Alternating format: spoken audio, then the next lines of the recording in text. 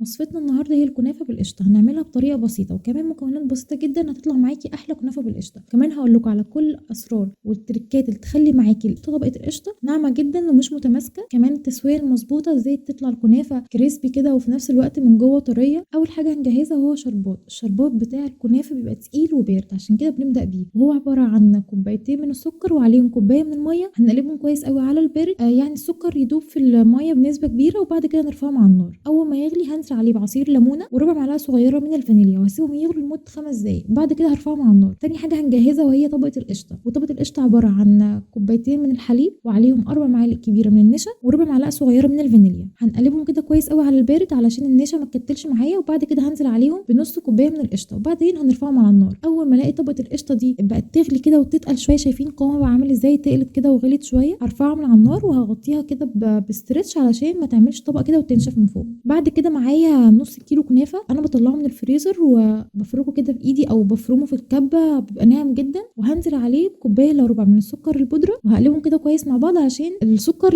يعني يختلط بالكنافة كويس، وبعد كده هاكون مجهزة معايا كوباية من السمنة، كل ما يكون نوع السمنة حلو كل ما يكون الحلويات طعمها حلو. هابدأ أفرك كده الكنافة بالسمنة كويس أوي، أتأكد إن الكنافة كلها اتغلفت بالسمنة وشربت السمنة كده كويس، بعدين معايا صينية مقاس 26 دهناها كويس أوي بالسمنة وهانزل عليها يعني بالنُص الكبير من الكنافة، وهاضغط عليها كويس أوي بإيدي، وشايفين باعمل لها طرف كده الجناب كده باطلّع الجناب بتاعتها علشان لمّا نحط القشطة